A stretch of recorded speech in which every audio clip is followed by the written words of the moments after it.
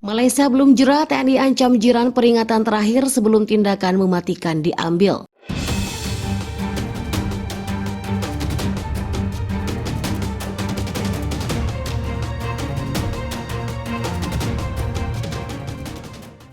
Halo sobat semua, balik lagi di channel tercinta kalian. Bersama saya Mimin yang baik hati dan rajin menabung ini. Jangan lupa tekan tombol subscribe di bawah dan aktifkan lonceng kematiannya.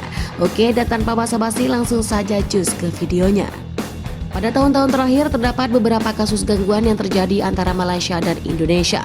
Beberapa kasus tersebut antara lain adalah masalah batas wilayah, isu ekonomi, masalah keamanan, serta perbedaan pandangan dalam kebijakan luar negeri. Salah satu isu yang menjadi sumber konflik adalah batas wilayah antara kedua negara.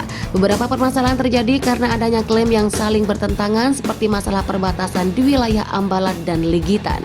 Hal ini menyebabkan ketegangan yang tinggi antara kedua negara dan terkadang memicu tindakan yang tidak diinginkan seperti penangkapan kapal nelayan atau kegiatan militer di wilayah yang disengketakan. Selain itu ada juga isu ekonomi yang menyebabkan ketegangan antara Malaysia dan Indonesia. Salah satu isu ekonomi yang menimbulkan masalah adalah perbedaan dalam kebijakan perdagangan kedua negara. Terkadang terdapat kebijakan proteksionis yang diambil oleh salah satu negara yang merugikan kepentingan negara lain. Hal ini menyebabkan perdebatan yang panjang dan memperumit hubungan kedua negara. Masalah keamanan juga menjadi sumber ketegangan antara Malaysia dan Indonesia. Beberapa kasus perampokan, pencurian, dan penangkapan nelayan oleh pihak lawan telah terjadi di perairan yang menjadi batas wilayah kedua negara.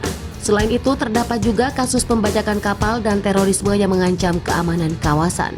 Terakhir, perbedaan pandangan dalam kebijakan luar negeri juga memperumit hubungan antar kedua negara. Salah satu isu yang menonjol adalah pandangan terhadap isu Palestina dan Israel. Indonesia mendukung Palestina sementara Malaysia mendukung keduanya. Dan perbedaan pandangan ini menimbulkan ketegangan dalam hubungan kedua negara.